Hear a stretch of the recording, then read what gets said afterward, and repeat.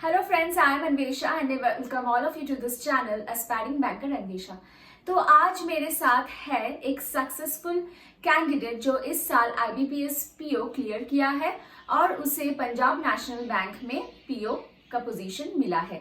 तो चलिए हम लोग उनसे थोड़ा सा बात कर लेते हैं और जान लेते हैं कि उन्होंने ये एग्जाम कैसे क्लियर किया है।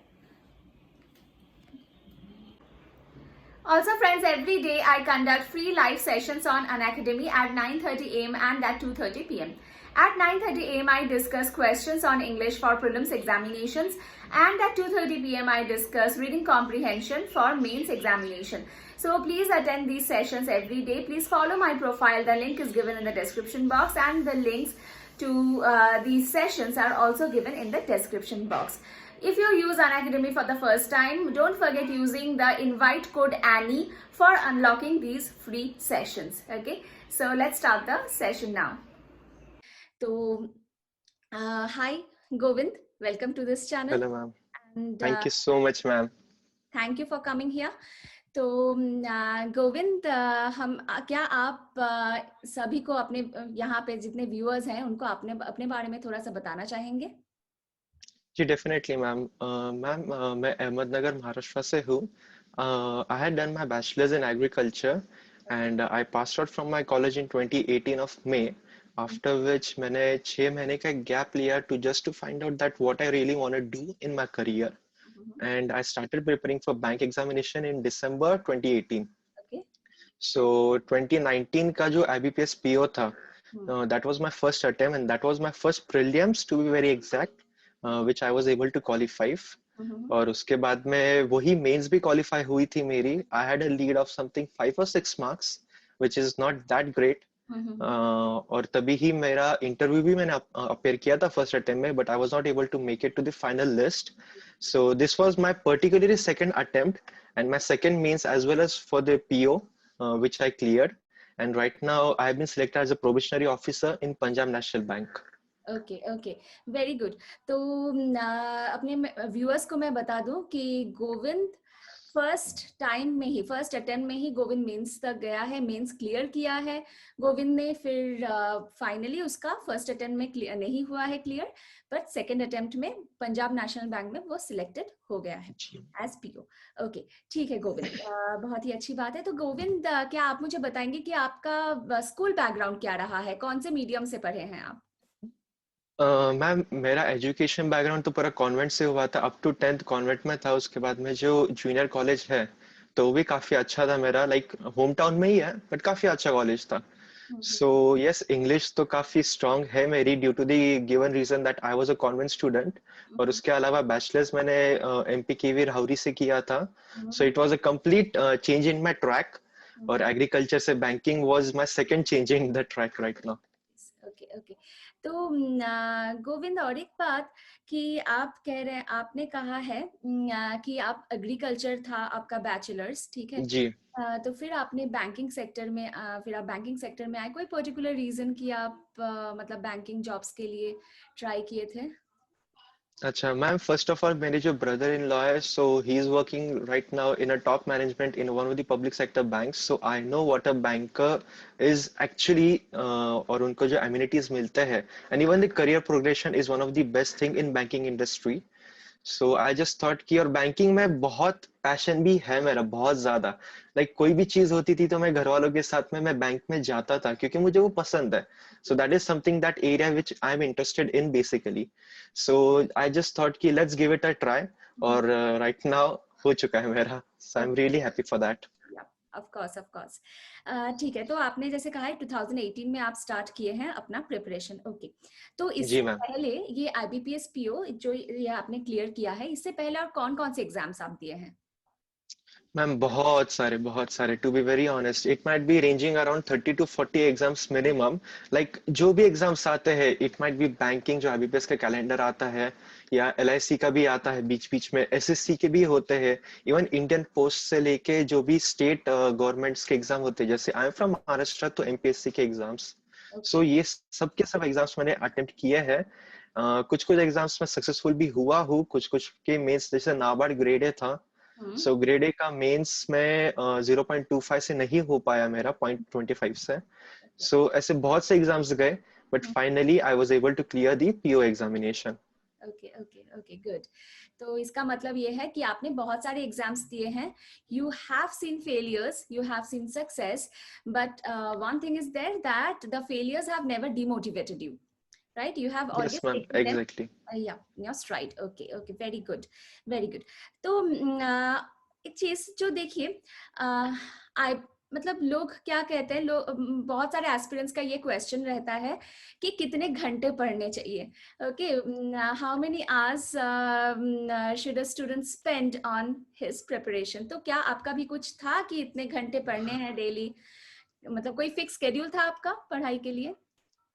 Ma'am to be very honest, एक फिक्स स्केड्यूल तो किसी का हो नहीं सकता है, क्योंकि देखिए आप एक एस्पिरेंट है और अगर आप घर से दूर रह रहे हो तो आपके बहुत से छोटे छोटे ऐसे काम होते हैं जिसके वजह से you are not able to follow strict schedule.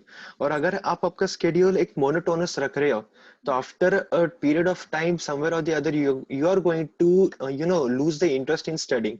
So what I used to do, unless and until I am feeling fresh in a day, मैं मॉर्निंग में जनरल अवेयरनेस कवर कर लेता था. उसी के साथ जो मेरा वीकेस्ट सब्जेक्ट है, जो क्वांटिटेटिव एप्टीट्यूड मेरा वीक है बहुत ज्यादा, सो जब तक मेरे एनर्जी लेवल पीक पर है या हाई लेवल है तब तक मैं ये दो सब्जेक्ट्स कवर कर देता था बिटवीन लाइक सुबह 8 से लेके 1 बजे तक, दोपहर तक. सो वो एक बार कर लिया तो फिर आगे आपके मूड पर डिपेंड है कि आपको एक मॉक टेस्ट देनी है मेंस की या प्रीलिम्स की देनी है. क्योंकि अगर आप प्रीलिम्स की मॉक देते हो तो एनालिसिस के लिए ज्यादा टाइम नहीं लगेगा, मैक्स टू मैक्स 1 आवर लग जाएगा आपको. बट मेंस के मॉक एनालिसिस के लिए पूरा दिन भी कम पड़ सकता है. So it is to depend कि मेरे एनर्जी लेवल कितनी है and what I have a target. में बस सोते वक्त एक रात पहले सोते वक्त एक नोटपैड पर लिख लेता था कि मुझे करना क्या है, द नेक्स्ट डे मेरे क्या क्या टारगेट्स है, और बस उसी टारगेट के हिसाब से मैं बस पूरा डे प्लान करता था. Okay okay okay. तो मतलब आप डेली टारगेट्स बनाते थे, राइट? जी मैम, वेरी आप इंपॉर्टेंट. बना लेते थे कि नेक्स्ट मॉर्निंग करना क्या है, नेक्स्ट डे कैसे पूरा दिन जाएगा, वो आप प्लानिंग पिछले रात को ही कर लेते थे. And this is very important. Like so from here what we understand is that when your energy level is at the peak, you choose the toughest subject or your weakest जी, subject actually. Exactly. Choose that one, complete that, and after that go for the rest of the subjects, right? Okay, ठीक है. Yes ma'am. और everyday GA आप everyday करते थे, हर दिन का GA हर जी दिन मैम, करना था? मैंने ऐसा कुछ किया था जीए के लिए विच इज वेरी इंट्यूटिव. क्योंकि रीजन ये था कि जीए तो मैं डेली करता था, but I had a target कि एटलीस्ट मैं एक वीक का जीए, जो भी पहले का 6 मंथ्स या मैंने तो 8 मंथ्स का कवर किया था, सो पहले का 8 मंथ्स में से मैं कोई भी कम से कम एक वीक तो कवर कर लूं, इंक्लूडिंग लाइक फॉर एग्जांपल अगर नवंबर में एग्जाम है तो या अगर मैंने जून या मार्च से स्टार्ट किया है तो मार्च का मैं तो एक वीक तो कम से कम कंप्लीट कर लूं. उसी के साथ डेली जो है वो कंटिन्यू चलना चाहिए मेरा. और सोर्सेस तो 4-5 थे. Like I really don't recommend कि any aspirant should go for 3 to 4 sources, but I would definitely say कि 2 सोर्सेस होने ही चाहिए. एंड दोनों सोर्सेस का content should be completely different, क्योंकि if you are reading same content from both the sources, after all आपके revision में तो help हो जाएगा वो, but you are not able to cover a wide array of facts और figures जो आपको कवर करने हैं. सो दोनों सोर्सेज अलग कीजिए. करंट अफेयर्स के लिए आप डेली ही आपको करना पड़ेगा. It might sound a very lazy thing to do कि यार हर रोज कैसे पढ़े, बोर लगता है, Yes, yes, yes. काफी बड़ा सा पैराग्राफ होता है. अफेयर्स क्लाउड में तो बहुत कुछ होता है. सो लगता है, but you have to do it, क्योंकि आपको जॉब लेना है. You need to be selected and Yes. you are going to be an officer. Definitely, and you have to work hard for it if you Yes, want, ma'am. if you want to be an officer, definitely. तो Govind, if you don't mind, क्या आप aspirants को यहाँ पे viewers को बताएंगे कि आपका IBPS PO मेंस के पेपर में आपका कितना मार्क्स रहा, इंक्लूडिंग द डिस्क्रिप्टिव, मतलब आउट ऑफ 225 आपने कितना स्कोर किया? मैम जो कट ऑफ था तो कट ऑफ से मेरे 19.25 मार्क्स ज्यादा थे. और इसका मेन रीजन ये था, इतनी lead, like this is not lead, इससे काफी ज्यादा भी एस्पिरेंट्स ने स्कोर किया है, बट मेरा मेन रीजन था English, that is English language as well as descriptive. Descriptive में I had scored 19 marks from 25 और इंग्लिश लैंग्वेज में 31 पॉइंट समथिंग थे फ्रॉम 40. अगर if you're able to score around 50 marks include ये दोनों सब sections से, So somewhere or the other, half battle is already won. Yes, so yes. I think कि English के ऊपर आप बहुत ज्यादा फोकस कीजिए, क्योंकि देखिए अगर आप ऑब्जर्व करते हो 2017 से जो आईबीपीएस का पैटर्न है, सो हम्म, तब जनरल अवेयरनेस काफी इजी भी आती थी, वन लाइनर्स आते थे and it was a direct hit. But अभी जनरल अवेयरनेस का पैटर्न इतना बदल चुका है, जैसे आपने आरआरबी पीओ की मेंस के लिए देखा है इस साल, it was very vague, very randomly asked questions, और बहुत से सोर्सेज में वो थी ही नहीं questions. yes. So I think कि जनरल अवेयरनेस से थोड़ा सा एस्पिरेंट्स को फोकस जो है शिफ्ट करना चाहिए इंग्लिश के तरफ, and English like it will make you or break you. So I personally think कि आप इंग्लिश के ऊपर ही फोकस कीजिए बहुत ज्यादा। Okay, okay.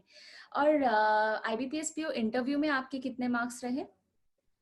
Ma'am it was 86, और पैनल मेरा पुणे में था, and interview was very very much fine, very smooth in fact, and even they were surprised to see a candidate from agriculture background in an interview. So my interview basically revolved everything about the agriculture only. काफी बीच बीच में मुझे ऐसे randomly questions उन्होंने पूछे थे, like for example which is Central Bank of Pakistan. So I have no idea about it, but यही questions होते हैं जो वो unstable करने के लिए पूछते हैं। आपको So नर्वस? जी जी जी, exactly exactly, like I am answering basically a very simple question and I am not like, खत्म तो हुआ नहीं मेरा आंसर, एंड बीच में ही वो आपको काट देते हैं और कहते हैं लाइक कुछ भी ऐसे रैंडमली क्वेश्चन पूछ लेते हैं कि यार वेस्ट बंगाल को ईस्ट में रह के आप वेस्ट क्यों कहते हैं। सो ऐसे ऐसे क्वेश्चंस भी होते हैं। Yes, so yes. It is like you just need to be calm and composed, and interview will be very like बहुत स्मूथ जाएगा आपका। मतलब जरूरी नहीं है कि आपको हर चीज आता हो, बात यह है कि आप नर्वस ना हो जाए वहां पे, है ना? जी जी जी जी, कि- क्योंकि मैम इंटरव्यू पैनल यही चेक कर रहा है कि आप अगर एक ऑफिसर हो, and if you are going to deal with hundred and thousands of the people who are going to walk in into your branch, so आप तो अनस्टेबल नहीं होने चाहिए, you should be able to handle the pressure and the situation. So बस इसी के लिए वो ये सब सॉर्ट ऑफ टैंट्रम्स यूज करते हैं ma'am. Yes, yes. Okay, okay. ठीक है। तो क्या आप मुझे बताएंगे, अभी हम लोग ना सब्जेक्ट वाइज जाएंगे क्योंकि एस्पिरेंट्स जानना चाहते हैं कि जी प्रीलिम्स का कैसे प्रिपेयर करना है, मेंस का कैसे करना है, और जो सक्सेसफुल कैंडिडेट्स हैं उन्होंने सोर्सेस कौन से यूज किए हैं। तो चलिए हम लोग फर्स्ट क्वांट से स्टार्ट करते हैं, क्वांटिटेटिव एप्टीट्यूड से। आप ओके बताइए कि ओके आपने मैम, कैसे, क्वांट बेसिक से, जी, बेसिक आपने कैसे किया? बेसिक से मैम, टू स्टार्ट विथ मैंने जब प्रिपरेशन स्टार्ट किया था इनिशियली, तो अनअकैडमी मैंने लिया नहीं था। It was an offline class situated in Aurangabad, that is almost 100 kilometres. So वहाँ पर एक दो ट्यूटर्स मुझे बहुत अच्छे मिले, for example Pradeep Patil sir and even Sharad Yadav sir, जो ऑफलाइन ही सिखाते हैं। सो प्रदीप पाटिल सर ने मेरी इंग्लिश में बहुत हेल्प की, और शरद यादव सर ने क्वांट में बहुत हेल्प की मुझे। तो क्वांट के लिए बेसिकली मैम 11th में ही मैंने पीसीबी ग्रुप लिया था, बिकॉज मुझे मैथ से बहुत ज्यादा डर लगता था। It was a phobia for me. So जैसे ही मैंने क्वांट की स्टडी स्टार्ट की, the first thing I realise कि क्वांट का डर आप आपके मन से निकाल लीजिए। Quant is not at all that difficult, and एक जो कट ऑफ जो होता है, जो सेक्शनल कट ऑफ होता है, वो आईबीपीएस नहीं सेट करती है, जो कैंडिडेट जो एग्जाम दे रहे हैं वो कॉमनली सेट करते हैं। So I think if you are able to practise quant at least 2 hours a day, और एक सिंगल टॉपिक के आप ऊपर आप फोकस करते हो, एंड देखिए ऑनेस्टली प्रैक्टिस कीजिए। काफी बार कैसे होता है कि बहुत से एस्पिरेंट होते हैं जो अरिथमेटिक करते ही नहीं है, वो क्या करते हैं कि सिंप्लीफिकेशन कर लीजिए, आप नंबर सीरीज कर लीजिए, अप्रॉक्स डीआई कर लीजिए, वो भी नॉन अरिथमेटिक, प्रीलिम्स वो निकल आपके जाएगा। कंफर्ट जोन, जी जी जी, वो वो कंफर्ट जोन के बाहर नहीं आते हैं ma'am, which is very bad, और in turn this will result in failure.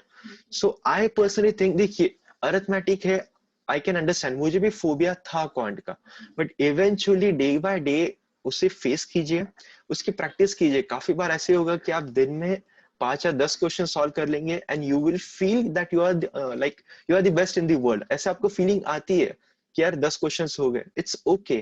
काफी बार नहीं भी होते, but just go with the flow, just keep hustling, आप उससे कंसिस्टेंट रहिए, क्वांट हो जाएगा। सोर्सेज की बात करनी रही तो आशीष अरोरा सर, और जो मेरे ऑफलाइन के शरद यादव सर है, सो शरद सर ने तो बेसिक्स मुझे बहुत अच्छे से क्लियर कर किए, मेंटली सपोर्ट भी बहुत अच्छा किया, और आशीष अरोरा सर तो वन स्टॉप सॉल्यूशन है मैम।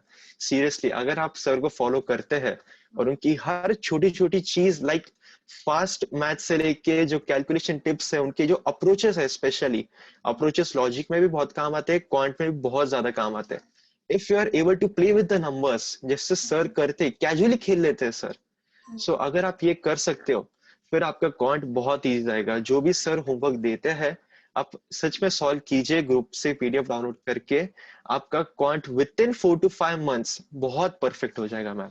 ओके, तो क्या आपने आशीष अरोड़ा सर को बेसिक के लिए, मतलब आशीष अरोड़ा सर को फॉलो किया है या मेंस क्वेश्चंस के लिए? नहीं नहीं मैम, बेसिक से ही फॉलो किया। क्या होता है ना कि काफी काफी अलग अलग टीचर्स होते हैं जिनके अलग अलग टेक्निक्स होती है। अलग अलग so I was just trying to collect each and every technique, जिससे जो अच्छा मिलता है मैं वो ले लेता था। सो आशीष अरोड़ा सर को बेसिक से फॉलो किया। उनके बहुत सारे बैचेस देखे मैंने, बहुत सारी प्रैक्टिस की, और इनके क्वेश्चंस भी बहुत क्वालिटी क्वेश्चंस होते हैं। So I think if any aspirant who is starting his bank preparation, if he or she is following Ashish Arora sir on Unacademy Plus, definitely बहुत ज्यादा फायदा होगा मैम। Okay okay. इनफैक्ट ये बात मैं भी कही हूँ लोगों को, अपने स्टूडेंट्स को मेरे चैनल में, कि इस बार जो एग्जाम मेरा क्लियर हुआ है तो उसके लिए Ashish Arora sir ji plays a good role actually. मुझे सर जी के मैम। बारे में थोड़ा लेट पता चला। आई डिड नॉट नो अच्छा। That much. तो एनीवेज, तो ओके, तो आपने आशीष अरोड़ा सर का प्लस क्लास आपने फॉलो किया है for basic and for mains दोनों के लिए, और ऑफलाइन आपका जो सर थे उनसे भी आपको काफी हेल्प मिला, राइट? जी मैम। और कोई पर्टिकुलर बुक जो आपने किया है क्वांट्स के लिए? No ma'am, not at all. देखिए, क्वांटम कैट तो मैंने किया था, but I think it is a overkill for quant अगर कोई करना चाह रहा है। इट्स बेटर कि टेलीग्राम के ऊपर जितना फ्री मटेरियल सर प्रोवाइड करते हैं, that is more than sufficient, बहुत हो जाता है। और इनफैक्ट इतना मटेरियल है कि आप सॉल्व करोगे, आपकी मेज भी क्लियर हो जाएगी, तभी भी मटेरियल बचेगा सॉल्व करने के लिए। सो आई थिंक कि आप फ्री मटेरियल के ऊपर ही फोकस कीजिए, क्योंकि वो अपडेटेड भी होता है मैम काफी बार। पीडीएफ्स हर एक इंटरवल के बाद आते ही जाते हैं बाय वेरियस पब्लिकेशंस, आप वो फॉलो कीजिए, मोर देन सफिशिएंट है। और एक बात आप मुझे बताइए, अगर कोई स्टूडेंट ऐसा है कि वो प्लस का सब्सक्रिप्शन नहीं ले सकता है, क्योंकि बहुत लोगों का फाइनेंशियल प्रॉब्लम हम्म। रहती है, ठीक है? तो अगर वो नहीं ले सकता है प्लस का सब्सक्रिप्शन, तो क्या सर की पीडीएफ्स फ्री अवेलेबल है टेलीग्राम में? जी जी जी मैम, एग्जैक्टली। पीडीएफ्स अवेलेबल है, सब सब ट्यूटर्स के अपने अपने टेलीग्राम चैनल्स होते हैं, इवन डिस्कशन ग्रुप्स होते हैं जहाँ पर वो खुद पीडीएफ पोस्ट करते हैं। और यूट्यूब के ऊपर भी बहुत सारे वीडियोस है मैम। आप अगर एक टॉपिक का सर्च भी कर लेते हो यूट्यूब के ऊपर, you will get an number of the videos, जहाँ से बेसिक टू एडवांस। सो आप यूट्यूब से भी आराम से एग्जाम क्रैक कर सकते हो। सिर्फ प्लस का ये एडवांटेज है कि आपको 1 to 1 आप काउंसलिंग भी कर सकते हो लाइव चैट में सर के साथ, डाउट क्लियरिंग काफी अच्छे से हो जाता है। उसके अलावा जो एक कंसाइज्ड और एक पर्टिकुलर फ्लो में आपको जो एक लेक्चर्स की सीरीज मिलती है, और एक पीडीएफ्स मिल जाते हैं, नोट्स वगैरह, वो सब एक जगह पर मिल जाता है। So that is a major advantage of plus. Okay okay, ठीक है। तो अब हम लोग जाएंगे रीजनिंग के तरफ। रीजनिंग आपने हम्म। कैसे किया है, बेसिक से मेंस लेवल तक आपने कैसे कंप्लीट किया? मैम, रीजनिंग के लिए I was very much average in the initial phases, given the reason कि जो मुझे कंफर्टेबल लगते थे, जैसे मैंने क्वांट के लिए कहा, जो मुझे अल्फा न्यूमेरिक सीरीज ही हो गई, या कोडिंग डिकोडिंग जो सिंपल आती है, इनपुट आउटपुट, मैं उसी में रहता था। Whenever I used to look at a particular puzzle which is like almost 10 line से ज्यादा बड़ा है, मुझे बहुत डर लगता था। आई यूज्ड टू फील कि यार ये नहीं हो पाएगा मुझसे। और वो काफी बार लाइक फेलियर्स तो बहुत बार आए। Whenever I used to take a particular puzzle to solve, नहीं होता था सॉल्व। ऐसे लगता था यार इतनी कंडीशन से 12 से 13 कंडीशन है, मैं कैसे सेट कर पाऊंगा। बट प्रैक्टिस कीजिए, बहुत होता है। एक दिन में आप एक पजल सॉल्व कीजिए, प्रीलिम्स लेवल की 5 सॉल्व कर लीजिए या मेंस लेवल की एक सॉल्व कर लीजिए, बट आप कीजिए।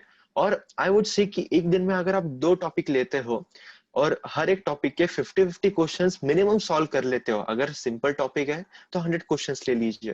बट अगर थोड़ा सा डिफिकल्ट टॉपिक है, जैसे पजल्स या सेटिंग अरेंजमेंट्स है, तो अगर एक दिन में if you are able to complete 25 questions of a particular topic which is difficult in nature, आपका बहुत इंप्रूवमेंट हो जाएगा। और अगर मॉक्स भी देते हो, तो मॉक्स में भी 35 क्वेश्चंस पर सेक्शन आ जाते हैं, सो that is a very shuffle of questions. तो वहां पर भी बहुत एडवांटेज होता है मैम। Okay. तो आपने कोई पर्टिकुलर सोर्स है, कोई टीचर या कोई बुक जहां से आपने प्रैक्टिस किया है? बुक तो मैम मैंने रीजनिंग के लिए कुछ यूज नहीं की, आशीष अरोरा सर जैसे क्वांट के लिए दी बेस्ट है, अंकुश लांबा सर रीजनिंग के लिए बेस्ट है। तो और उनके भी सेम वे मैम प्लस के ऊपर बहुत क्लासेस होते हैं, यूट्यूब से भी आप बहुत सीख सकते हो फ्री में। It's not important that you are able to subscribe और you should subscribe to plus, but अगर आप करते हो अच्छी बात है, बट नहीं करते हो still you have the same resources, same potential. After all it depends upon an particular aspirant कि वो क्या करना चाहता है और उसकी डेडिकेशन कितनी है। सो यूट्यूब से भी बहुत कुछ सीख सकते हैं वो। बस आप अंकुश लांबा सर को ब्लाइंडली फॉलो कीजिए, आशीष अरोरा सर को ब्लाइंडली फॉलो कीजिए, आप आराम से सिलेक्शन ले जाओगे। ओके ओके ठीक है। तो चलिए अब जी। हम इंग्लिश की तरफ बढ़ते हैं। ओके इंग्लिश आपने कैसे किया है ये बताइए। मैम, इंग्लिश के लिए निमिषा मैम का जो लेक्चर्स होते हैं, सो वो क्या होता है मैम कि मैंने जब मेरा फर्स्ट अटेम्प्ट दिया था, आई स्कोर्ड अराउंड 21-22 मार्क्स कुछ तो मेंस में in 2019, and that is considered a decent score. काफी अच्छा स्कोर नहीं है but it's quite decent score. So I knew कि मैं कुछ भी कर सकता हूँ। I can, really extend the score from 21 up to 24 or 25. But फिर मैंने ये सोचा कि even if I think that my English skills are quite good, if they are quite fine, but still I need to improve. There's always a room for improvement. So मैंने Nimisha Bansal ma'am को follow करना start किया। जो क्या है ना ma'am, वो बहुत सी मेंटली सपोर्ट कर देते। इवन उनके लेक्चर्स में जो लास्ट की प्रे होती है, सो वो भी अगर आप 2 से 3 लाइंस आप हर रोज बोलते हो, so that will give you an mental support. और इंग्लिश के लिए even if you think that you are good, there's always a space in which you can excel. So reading comprehension was not really my my piece of cake. So reading comprehension की बहुत से techniques मैंने उनसे सीखे। Skimming technique हो गई, या ऊपर ऊपर से आप एक जज कर लेते हो कि टोन कैसा है। सो ऐसे छोटे छोटे चीजें बहुत यूज होते हैं। आप निमिषा बंसल मैम को अगर फॉलो करते हो, she will definitely increase your marks up to double. अगर आप 20 स्कोर कर सकते हो ना, ज्यादा नहीं बढ़ेंगे, 28, 29, 30 ऑफकोर्स बढ़ेंगे, but 30 is a very decent score. अगर आप 50 का कॉम्बो, जैसे मैंने पीछे कहा आपको, आप 50 स्कोर कर लेते हो इंग्लिश डिस्क्रिप्टिव से और इंग्लिश लैंग्वेज से, आपका आधा काम हो जाता है ma'am. So I think Nimisha Bansal ma'am को फॉलो कीजिए। इवन उनकी बुक जो है, ब्लैक बुक आती है और 120 रूल्स आते हैं ग्रामर के, that is also one of the greatest book out there. Okay okay ठीक है। तो अब हम लोग जाएंगे जनरल अवेयरनेस की तरफ। तो जनरल अवेयरनेस में आपने कौन से सोर्सेस फॉलो किया और कैसे आपने किया ये बताइए। मैम, जनरल अवेयरनेस के लिए मैंने कपिल काटपाल सर को किया था। उसके अलावा मैंने जैसे पीछे कहा कि मैंने 3 से 4 सोर्सेज लिए थे। It was only because of the reason कि बहुत रैंडमली क्वेश्चंस आ रहे थे, और मुझे पर्सनल रीडिंग बहुत ज्यादा पसंद है। I have a very high efficiency of reading. So मुझसे होते थे जितने भी पीडीएफ मैंने प्रिंट्स निकाले थे, वो B it study IQ which is my second source, जिनके मैं डेली भी करता था। 300 के बेस्ट सेट आते हैं उनके, एक महीने में 4। उसके अलावा बैंकिंग अवेयरनेस के हर 15 दिन के लिए एक सेट आता है। सो ये सब मैंने कवर किया। उसके अलावा कपिल काटपाल सर हो गया है, स्टडी आईक्यू हो गया, आशीष गौतम सर जो अड्डा के ऊपर सिखाते हैं, उनके भी बहुत अच्छा, बहुत डिसेंट क्वेश्चंस होते हैं। और ऑफिस क्लाउड का जो वीकली आता है, लाइक Q&A, तो मंथली मुझसे होता ही नहीं था, क्योंकि मैम 300 पेजेस है। It's difficult to read honestly, एक महीने वाले।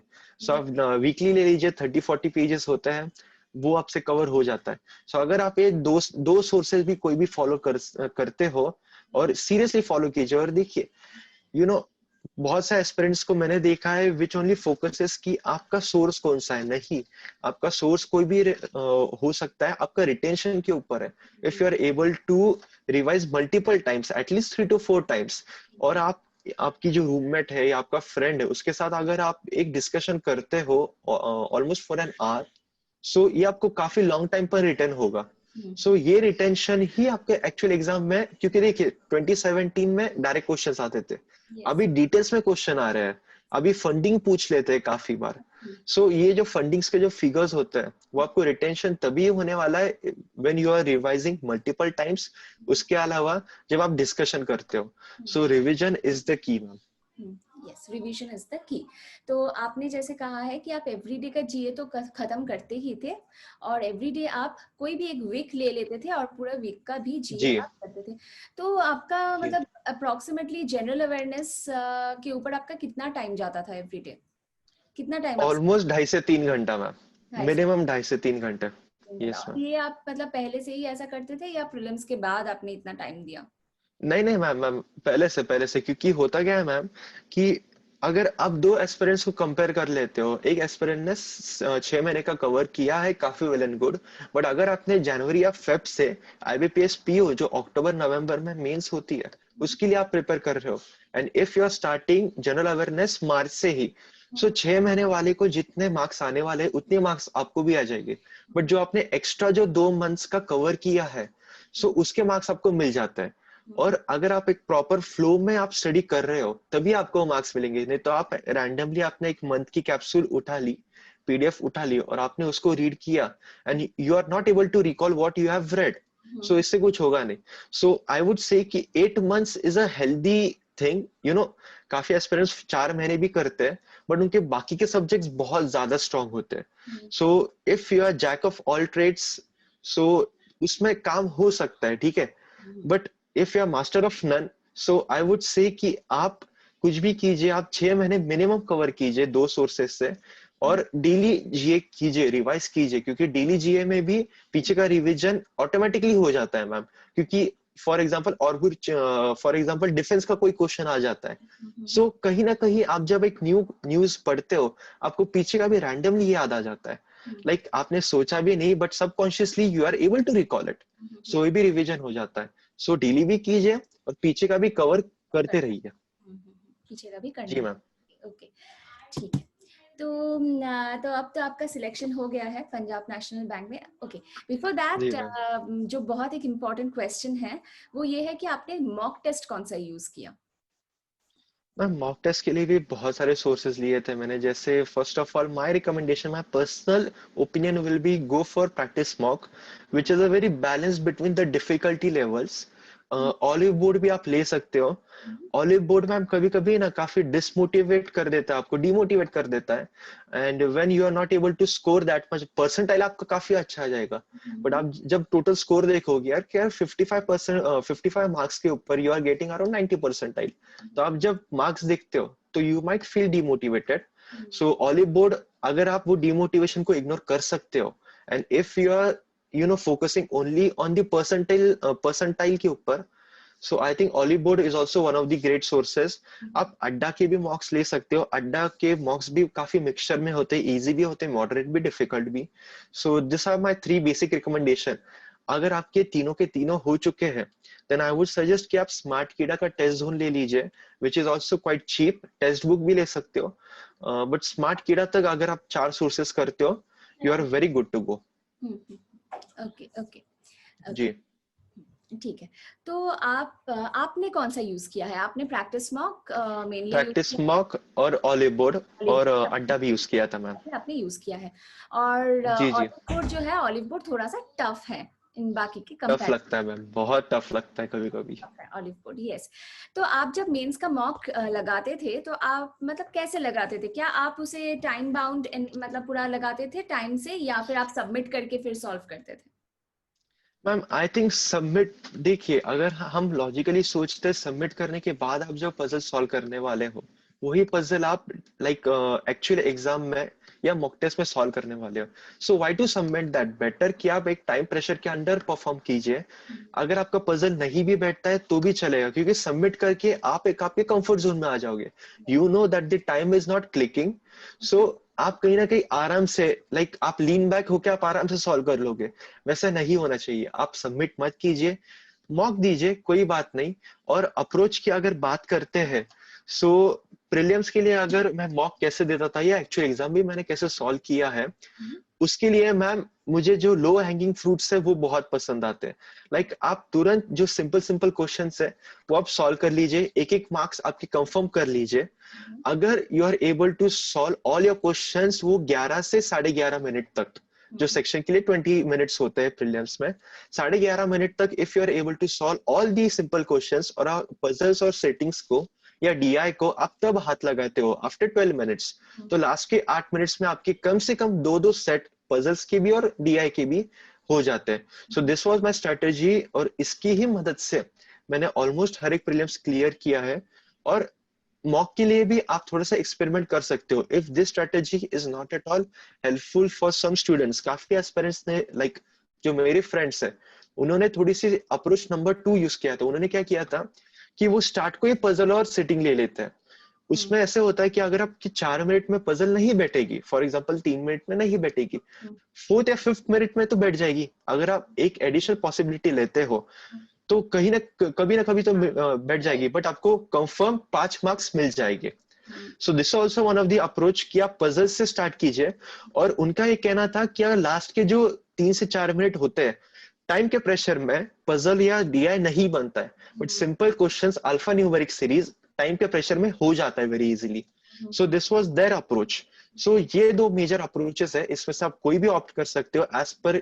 ये एक्सपेरिमेंट आप मॉक में कीजिए. जो एक्सपेरिमेंट नो, करना है 5-5 वो मॉक्स कीजिए. कर लीजिए. हाँ, जी जी जी. एग्जाम हॉल में एग्जाम में मत कीजिए. हाँ, जो करना है एक्सपेरिमेंट यहीं पर कर लीजिए और अपना एक स्ट्रैटेजी फिक्स कर लीजिए. वही स्ट्रैटेजी आप एग्जाम में. जी यस. जी मैम. तो आप एवरीडे कितने मार्क्स लगाते थे?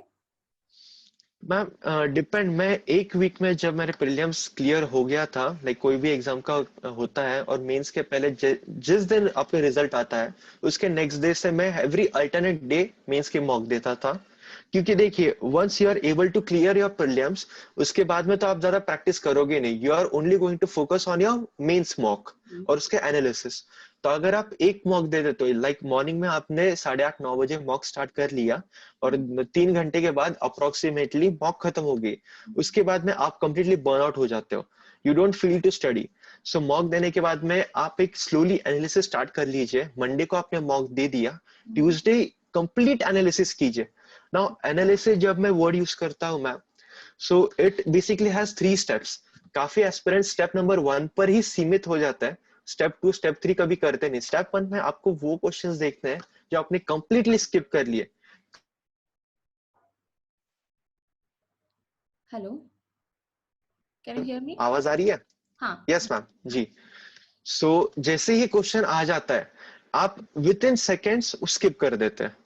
जैसे ही कुछ कुछ ऐसे होते हैं जिन्हें प्रोबेबिलिटी को कभी देखा ही नहीं है, मेंसुरेशन को कभी देखा ही नहीं है. सो मेंसुरेशन के टॉपिक्स वो इमीडिएटली स्किप कर देते हैं. सो स्टेप 1 इज दैट आप आइडेंटिफाई कीजिए कौन से टॉपिक्स है और उसकी थोरो प्रैक्टिस कीजिए. स्टेप 2 इज दैट जो क्वेश्चंस आपसे रॉन्ग हुए, जो सिली मिस्टेक्स की वजह से बहुत बार रॉन्ग होते हैं, मेरे भी काफी रॉन्ग हुए. सो वो एनालाइज कीजिए कि आपका सिली मिस्टेक कहां पर हुआ, what was the thinking pattern जो आपने किया, जो आपने वो टाइम पर सोचा, and what should be the ideal approach, आपने क्या सोचना चाहिए था. थर्ड थिंग इज दैट जो क्वेश्चंस आपके करेक्ट हुए, काफी बार पजल्स होते हैं. सो पजल्स सिंगल पॉसिबिलिटी में सेट होने जैसी होती है, बट आप 2 से 3 पॉसिबिलिटी ले लेते हो. सो ऐसे जो क्वेश्चंस है जिसके ऊपर you can really reduce the total amount of time that you are spending on a particular question. So इसके ऊपर फोकस कीजिए. If you are able to solve a question within 120 seconds, एक puzzle जो है काफी simple है, सो वो अगर 120 सेकेंड्स की वजह if you are able to solve it in 95 seconds, बहुत ज्यादा एडवांटेज देता है मैम. वो 25 seconds can be a game changer for you. Okay okay, ठीक है.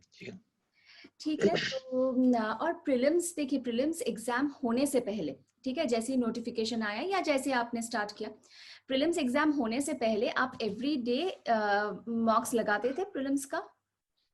जी ma'am, every day. That is like a holy bible for you. अगर आप prelims qualify करने चाहते हो, you should continuously give 1 prelims mock every day. और उसका सोने से पहले उसका एनालिसिस होना चाहिए. That should be your target for the day. इसका थोड़ा एनालिसिस कीजिए और मार्क्स के ऊपर मत फोकस कीजिए. ऑलिव बोर्ड आपको 50 क्रॉस नहीं करने देगा. प्रैक्टिस मॉक आप 55 के आसपास जाओगे. और अड्डा तो कभी कभी, और टेक्स्ट बुक, स्मार्ट कीड़ा, ये कभी कभी आपको 65-70 के रेंज पर भी आराम से पहुंचा देंगे. So don't focus on that score. आप परसेंटाइल देखिए और सेक्शन वाइज भी परसेंटाइल देखिए. ओके, ठीक है, ठीक है. ओके. और इससे मतलब प्रीलिम्स एग्जाम का रिजल्ट निकलने से पहले आप मेंस का मॉक नहीं लगाते थे? आप मेंस का मॉक तभी नहीं लगाते थे जब प्रीलिम्स खत्म हो जाए उसके बाद? मैम, ऐसे होता है ना कि even if you are a lot confident, you know that 100% कि आपका प्रीलिम्स निकलने वाला है, समवेयर ऑफ द अदर अंदर से एक डाउट होता है कि यार प्रीलिम्स नहीं निकला तो. This is what a real journey of aspirant. So क्योंकि देखिए, ये मैं ऐसे नहीं कह रहा हूँ कि जब मैंने IBPS PO 19 का अटेम्प्ट दिया तब मैंने स्ट्रैटेजी यूज की थी। बट जब फेब मार्च और अप्रैल में जब जस्ट इनिशियली लॉकडाउन स्टार्ट हुआ था, सो तब तो मैंने नाबार्ड का भी स्टडी किया था, उसके साथ मेंस का भी मॉक दिया था। जब कोई भी प्रीलिम्स एग्जाम नहीं थी तभी भी मैंने मेंस के मॉक दिए थे। So I was able to crack it, क्योंकि मैंने ऑफ पीरियड में भी, ऑफ सीजन में भी मेंस के मॉक दिए थे। सो ऐसे मत कीजिए कि आप प्रीलिम्स के रिजल्ट के बाद, if you are first timer और आप प्रीलिम्स के रिजल्ट के बाद मेंस दे रहे हो, सो 20-25 डेज का स्पैन होता है मैम। हॉल टिकट्स भी इमीडिएटली 5 to 10 दिन में आ जाता है, और हॉल टिकट जैसे ही आते हैं आप एक प्रेशर में चले ही जाते हो, आपकी एफिशिएंसी कम हो जाती है अननोइंगली। सो फर्स्ट टाइमर हो तो ऐसे मत कीजिए, but if you are veteran, if you have been practicing for almost 6 months या 10 months या 1 year और व्हाट्सएवर, सो आप ऐसे कर सकते हो। ओके ओके, ठीक है ठीक है। ओके, तो अब जब आपका सिलेक्शन हो गया है पीएनबी पीओ में, तो मैं जानना चाहूंगी कि आपका फ्यूचर करियर प्लान क्या है? क्या आप यहीं पर रहना चाहते हैं या आप कुछ और सोच रहे हैं? Ma'am definitely PNB being the second largest bank, the public sector bank, मैं तो पीएनबी में ही रहना चाहूंगा as a probationary officer. But there is always a room for improvement, I personally think. मैंने कैट भी दिया है, कैट में भी आई गॉट डिसेंट परसेंटाइल, और आईएम्स का भी इंटरव्यू दे चुका हूँ मैं, जिसके भी रिजल्ट्स पेंडिंग है। So I am not sure about that.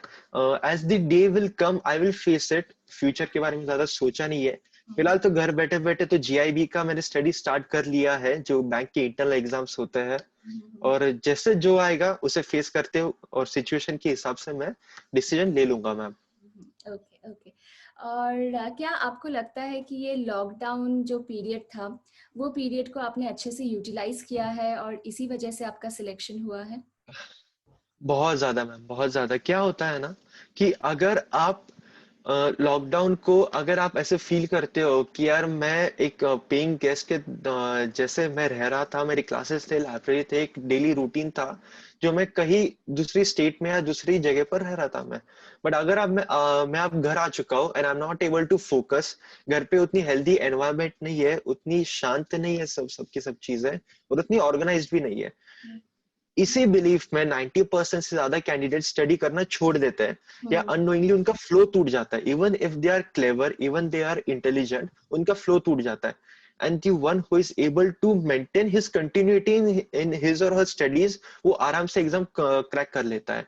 और ऐसा भी होता है, जैसे नाबार्ड की मैंने बात की मैम, नाबार्ड का भी एग्रीकल्चर मैंने बैचलर्स किया है, but I am not that great in agriculture. मुझे वजह से मुझे 3 से 4 महीने का टाइम मिल गया था। सो मैंने आराम से एग्रीकल्चर बेसिक से लेके एडवांस तक क्लियर कर लिया था, और नाबार्ड मेंस में जैसे कहा काफी क्लोज मार्जिन से किया। और जो लॉकडाउन का काफी बढ़िया, जैसे अभी फिर से लॉकडाउन लग चुका है, काफी जगह पर लगने भी वाला है काफी इंडिया में। सो अगर आप लॉकडाउन को काफी एफिशिएंटली यूज करते हो, जैसे मुझे याद है मैम 21 अक्टूबर को या 28 अक्टूबर को रात को एसबीआई क्लर्क का रिजल्ट आया था मैम, और 31 अक्टूबर को, मतलब within a span of 10 days mains हुआ था, और उसके साथ ही हॉल टिकट्स भी आ गए थे 20 अक्टूबर को। सो जिस भी कैंडिडेट ने उसके पहले चुपचाप अपना प्रिपरेशन कंटिन्यू किया, वो आराम से मैम एसबीआई क्लर्क हो गए। बट जिन्होंने 21 अक्टूबर के बाद प्रिपरेशन स्टार्ट किया, उनसे नहीं हो सका। So the hello hello hello Govind, am I audible? Hello, yes ma'am, yes ma'am. Okay. So the thing that I was saying is that even if it's a off session, आपका एक ही काम होना चाहिए। If you're an aspirant, your lifestyle should be your study. So आप सुबह उठ के चुपचाप आप आपकी मॉक दीजिए, प्रैक्टिस कीजिए, do everything that is required to clear this examination. When you are studying in that जनवरी से लेके जून जुलाई तक जब आप स्टडी करते हो ना, तब जुलाई से लेके दिसंबर या नवंबर तक जितने भी इंटरव्यूज होते हैं आरआरबी पीओ या आईबीपीएस पीओ का, जनवरी में खत्म हो जाते हैं इंटरव्यू।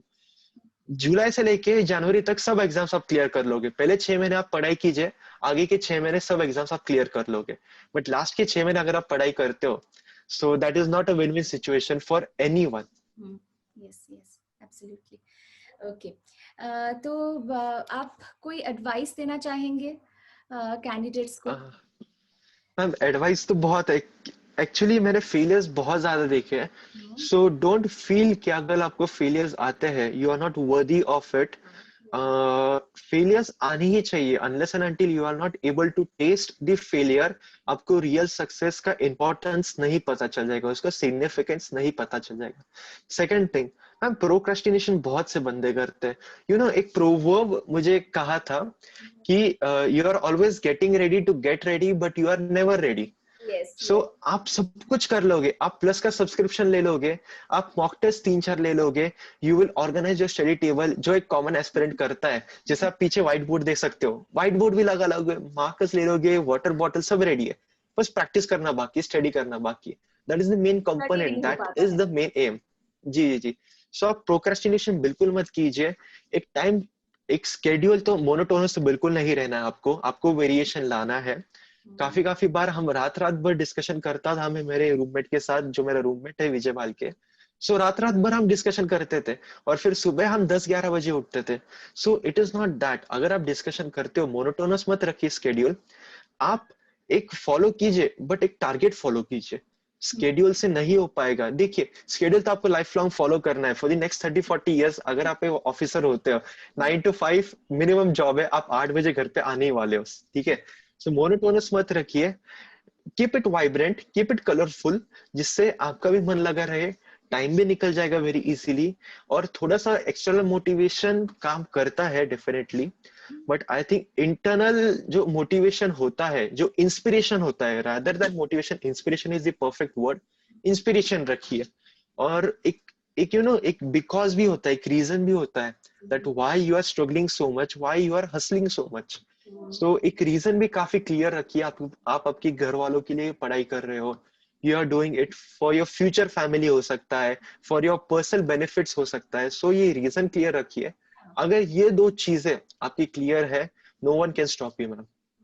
और एक चीज गोविंद, क्या मतलब इस प्रिपरेशन के दौरान क्या आपके साथ ऐसा हुआ कि आपने बिल्कुल अपना सोशल लाइफ जो है पूरा सैक्रिफाइस कर दिया, बाहर निकलना बंद कर दिया, टीवी देखना या जो भी आप मतलब नेटफ्लिक्स या यूट्यूब हो गया, मतलब एंटरटेनमेंट पूरा खत्म, क्या ऐसा था या फिर आपका रूम था एंटरटेनमेंट लाइफ में? मैम डेफिनेटली, देखिए अगर एक ह्यूमन बीइंग है, उसको कहीं ना कहीं रिलैक्स फील करना ही है। अगर आप कंप्लीट बर्नआउट हो जाते हो, सो समवेयर और दी अदर आप लंबी रेस के घोड़े नहीं रहने वाले हो। एंटरटेनमेंट होता है but that should be somewhere और the other indirectly connected to your study और लाइफस्टाइल। जैसे by entertainment what I mean, अगर आप सुबह लाइक पीजी में रहते हो, घर पे रहते हो, सबके साथ नाश्ता करना, आपके फैमिली मेंबर्स सबके सब साथ में बैठे हैं, उनके साथ चाय लेना, नाश्ता करना, that is also sort of the entertainment and relaxing. उसके बाद आप लाइक तुरंत आप आपके रूम में आ जाते हो, स्टडी करते हो, बाद में दोपहर का खाना हो गया, शाम की भी चाय होती है, और शाम को अगर आप न्यूज देख लेते हो फॉर 15-20 मिनट्स, आप अपडेट भी हो जाओगे, न्यूज भी पता चल जाएगी आपको, और आप थोड़ा सा रिफ्रेश भी। What I mean is that आप टीवी को, सोशल मीडिया को, जो इंस्टाग्राम है, फेसबुक है, इसको कम्प्लीटली इरेडिकेट नहीं किया तभी चलेगा, but that should be a cap on it कि आप कितना यूज कर रहे हो। देखिए basically you are using Instagram, Instagram should not use you. Yes so that is a basic funda behind that. So आप वो यूज कीजिए। यूट्यूब भी, मैंने यूट्यूब के ऊपर जो रैंडम वीडियोस आते हैं वो कभी नहीं देखे, मतलब देखे, बट मुझे रियलाइज होता था कि this is not going to ये मुझे एडवांटेज नहीं देने वाला है लॉन्ग टर्म में। So what I used to do कि जो अब CTWT के टॉपर्स है या जो बाकी टॉपर्स है, आप उनकी वीडियो देखिए, आपको फ्रेश भी फील होगा, आपको समझ भी आ जाएगा कि आपके क्या मिस्टेक्स है। और जैसे हम ये इंटरव्यू रिकॉर्ड कर रहे हैं, जी जी, ऐसे बहुत से इंटरव्यू मैंने देखे और इससे बहुत हेल्प होती है। सो इनडायरेक्टली कहीं ना कहीं कनेक्ट कीजिए आपकी लाइफस्टाइल से, और वो एंटरटेनमेंट की तरह आप उसको ट्रीट कर सकते हो। Okay okay. और एक चीज आपकी इस बात से मेरे दिमाग में आई कि क्या आप न्यूज़पेपर पढ़ते थे एवरीडे? जी मैम, न्यूज़पेपर के लिए दो रिकमेंडेशन है। आप द हिंदू पढ़ सकते हो। हिंदू मुझे पता नहीं, काफी कॉम्प्लिकेटेड लगता है कभी कभी, उसके एडिटोरियल स्पेशली। हाँ, जनरल न्यूज तो इजी होती है। सो आप इंडियन एक्सप्रेस ले सकते हो, या तो the Hindu is the best. आप डेली रीडिंग कीजिए, उसके दो मेजर बेनिफिट्स है। करंट अफेयर्स तो आपका कवर होगा ही होगा। करंट अफेयर्स का उतना बेटर रिटेंशन उस न्यूज़पेपर से नहीं होगा, क्योंकि जब आप एक कंसाइज फॉर्म में आप एक पीडीएफ पढ़ते हो करंट अफेयर्स के, तो वो ज्यादा आपको कन्वीनियंट होता है। सेकेंडली, जब आप न्यूज़पेपर पढ़ते हो ना, समवेयर और दी अदर आप एक रीडिंग के फ्लो में हो, रीडिंग कॉम्प्रिहेंशन को आप इजीली टैकल कर सकते हो उसके वजह से, क्योंकि आपको टोन समझ में आता है, वो क्या बहुत आपके कवर हो जाते हैं। और एक स्कीमिंग की भी टेक्निक होती है ना, जैसे कुछ कुछ न्यूज होते हैं जो कि काफी अनइम्पोर्टेंट होते हैं, बट आप ऊपर ऊपर से पढ़ लेते हो, सो इसमें स्कीमिंग का भी बहुत प्रैक्टिस हो जाता है। सो आई वुड से कि आप न्यूज़पेपर पढ़ लीजिए, क्योंकि देखिए A4 साइज का पेपर आपको दिन भर पढ़ना है करंट अफेयर्स का, थोड़ा सा कुछ तो अलग एक न्यूज़पेपर पढ़ लीजिए, मोनोटोनस नहीं होना है। I would again and again से आपको बहुत एग्जाम्स क्रैक करनी है, IBPS PO हो चुका है, आगे का टारगेट से RBI ग्रेड भी है, नाबार्ड है, सेबी है, बहुत से एग्जाम्स है सेंट्रल गवर्नमेंट के होते हैं। मोनोटोनस मत रहिए, आपको 3 से 4 साल की पढ़ाई करनी है, even if you get selection in your first year, आपको आगे भी स्ट्रगल करना है। सो मोनोटोनस मत कीजिए, न्यूज़पेपर डेली रीड कीजिए, and have something pinch of salt each and every day रखिए, कि कुछ ना कुछ अलग होना चाहिए आपके प्रिपरेशन में, be it anything. Okay okay okay, तो बहुत अच्छा लगा गोविंद आपके साथ बात करके, and I am sure aspirants को भी थैंक बहुत यू अच्छा सो मच लगा मैम। आपसे। ओके, सो जी thank you ma'am. So much for coming here, thank you so much for sharing ma'am your. Last में एक स्पेशल रिक्वेस्ट है, जो एक मेन मोटिव है इस इंटरव्यू का, कि to clear all the doubts, जो भी एक इवन द सिलियस डाउट, जो भी एक छोटा सा डाउट भी होता है एस्पिरेंट का, वो क्लियर करना इस इंटरव्यू का मेन मोटिव है। इसी की तरह मेरा भी खुद का टेलीग्राम चैनल है, ग्रुप है, डिस्कशन ग्रुप है स्पेशली, जहां पर मैंने भी RBI असिस्टेंट से लेके ग्रेड बी भी कुछ बंदे हैं, कुछ IBPS PO है, RRB वाले भी काफी है उसमें। सो ऐसे ग्रुप बनाया है। So to all the viewers I would request कि आप उस चैनल में आइए, 1-to-1 सबसे आप आपका जो भी पर्सनल डाउट है वो क्लियर कर लीजिए, आप उनसे बात कर सकते हो, DM भी कर सकते हो, या ग्रुप पर भी क्लियर कर सकते हो। टेलीग्राम चैनल का नाम है बैंकिंग इलाइट। यही वीडियो जब यूट्यूब पर आ जाएगा, मैं नीचे कमेंट सेक्शन में लिंक वगैरह दे दूंगा, टेलीग्राम का सब डिटेल्स दे दूंगा। आप आइए, आप आपके डाउट्स क्लियर कीजिए। It is not a promotion channel, कुछ नहीं, my main motive is to help the candidate. So आप आइए, क्लियर कीजिए, एंड आई जस्ट वांट कि आपका पॉजिटिव रिजल्ट आए जल्दी से जल्दी। And second thing ma'am, congratulations, आपका भी बैंक ऑफ इंडिया में हुआ है, heartly congratulations. I have seen you like going through ups and downs. You have also struggled a lot, and heartily congratulations, ma'am. Thank you so much Govind, और जी ma'am. यहाँ पर आने के लिए बहुत बहुत थैंक यू आपको। और आपने अपना जो एक्सपीरियंस है, जो नॉलेज है, सबके साथ शेयर किया है। आई एम श्योर सबको बहुत बेनिफिट मिला है आपके इस एक्सपीरियंस से। और हाँ, जैसे गोविंद ने कहा है, गोविंद के टेलीग्राम चैनल में आप ज्वाइन कर लीजिए। गोविंद नीचे कमेंट बॉक्स में बता देगा, अपने चैनल का लिंक डाल देगा, वहां पर आप जी ज्वाइन जी। कर लीजिए, और आप वहां पर उनसे बात कर सकते हैं, कोई भी डाउट है आप क्लियर कर सकते हैं। ओके, thank you so जी ma'am. much. Thank you so much. So we will end the interview over here. Thank you. Thank you so much, man.